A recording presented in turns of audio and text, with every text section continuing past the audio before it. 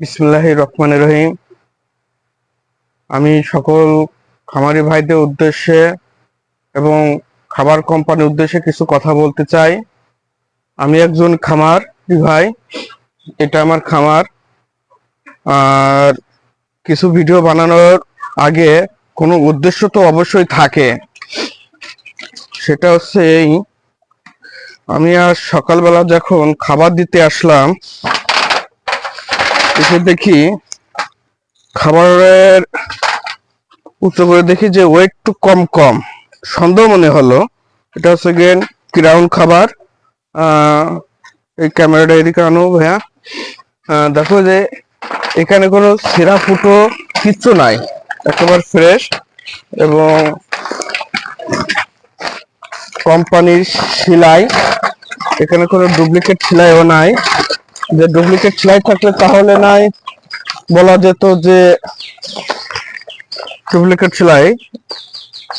Duplicate সেলাইও না, কোনো আলাদা দাগও নাই সেলাইয়ের। এটা দেখলে মনে হবে 50 কেজি আছে, আসলে এখানে 50 কেজি নাই। আমি সকালবেলা যখন উঁচু করে দেখি খাবার দিতে, যে তখন আমার সন্দেহ মনে হলো। আমি খাবারটা একটু ওয়েট দিতে দেখি যে খাবারে খাবারটা উঁচু করে একটু ফ্যাটটা দেখি, ঠিক আছে? হ্যাঁ, ফ্যাট ঠিক আছে, জিরো। ঠিক আছে,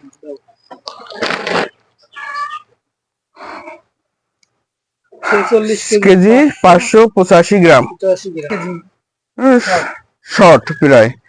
তাহলে বর্তমান পোল্ট্রি শিল্পের সাথে যারা জড়িত আছেন তারা জানেন যে বর্তমান মুরগি রেডি হওয়ার পরে মুরগির নেই দাম এবং বেচা কেনাও খুব শর্ট মার্কেটে। আমরা খুব বিভ্রান্তির ভিতরে আছি। এরপরেও যদি খাবার এইভাবে 4.5 কেজি 5 কেজি শর্ট থাকে, তাহলে খামারি তো আরো মারা যাবে। তো আমি শুধু যাই হোক, তো আমি শুধু ক্রাউন কোম্পানির উদ্দেশ্য না, আমি প্রত্যেকটা খাবার কোম্পানির উদ্দেশ্যই বলতে চাই যে খাবার যে কম আসে তা না, মাঝে মাঝে এরকম শর্ট হয় দেখি। তো তাদের উদ্দেশ্যে বলতে চাই যে আপনারা সঠিক মাপটা দিয়ে বাজারজাত করবেন, তা না হলে কোম্পানির দুর্নাম হয়ে যাবে।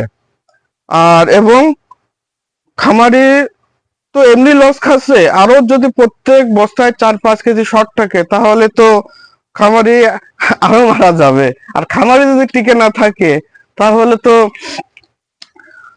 আপনারা ব্যবসা করবেন কাদের সাথে? তো যাই হোক, আমার এই ভিডিও যদি আপনাদের দোষ ত্রুটি মনে হয়ে থাকে, ক্ষমা করে দেবেন, ক্ষমা দৃষ্টিতে দেখবেন।